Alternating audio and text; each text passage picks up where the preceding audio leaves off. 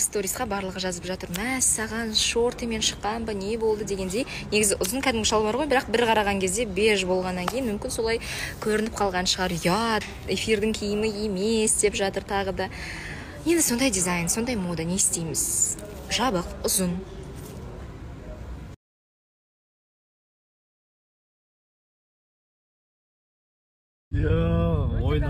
Ойнап атса да ойындағын айтып көрдіңіздер ма? Неплохо, не хорошо. Бір пиво алсаңызшы. Ой. Қазақ болсын. Қазақ болсын. Я достар, үйге келе жатырмыз, бүгін мама қонаққа келе жатырмыз.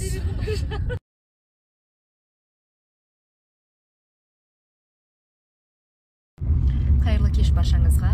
Өткен жолы Ұлықбектің бір Жантілеу есімді азаматқа көмектескені жайлы, ол адамның өмірін бір сәтте өзгерткені туралы айтқан едім. Енді толық шығарылымды сіздер көре аласыздар. Қазір келесі видеоны қоям, сілтемесін де қоям міндетті түрде. Расымен де бұл өмірде барлығы мүмкін, арманда. С Анелей, и вот у нас фотосессия, очередная фотосессия.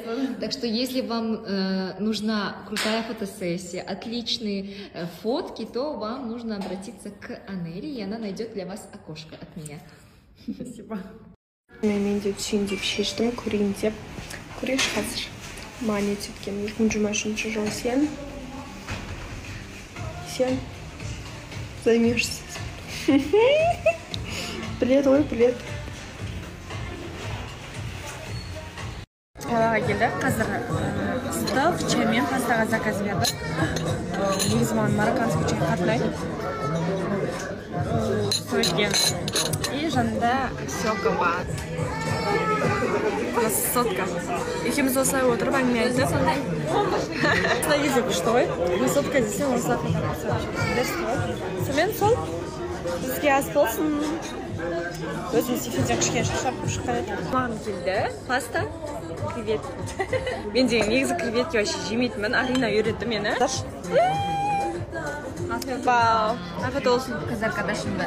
Afiyet olsun. Teşekkürler. Приятного аппетита, Жан. Осылай біздің қарымыз тойса, бізде настроение вообще күшті болады, да? Давай, биле. Биле. Вот. Біз тамақтануға келдік. Мен паста бердім заказға. Именно осындай креветкамен. И Дианочка, приятного аппетита. Қазір енді жұмыстарымызбен есінде жаққа бар жатырмыз. Қасында Дианочка бар, бірақ ол киім ауыстырып жатыр. Сіздер не істеп жатырсыздар? Андай бір түрлі болып отырдым бар ғой. Ішіме бірден симайды, тез айтып тастағым келіп. Ладно, енді кішкене шыдасақ, бәрі нормально. Болады. Артында жүріп отыратын тағы жүрім. Сол, в общем. Мәссаған достар, я в шоке бар ғой. Қазір қуанғанымнан не жылан, не күлерін білмей жатырмын.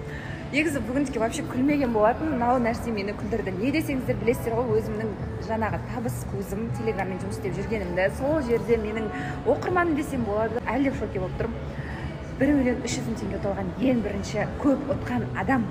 Ең сондай көп суммада. Ойлаңыздаршы, бір апта болып үйретіп жүр.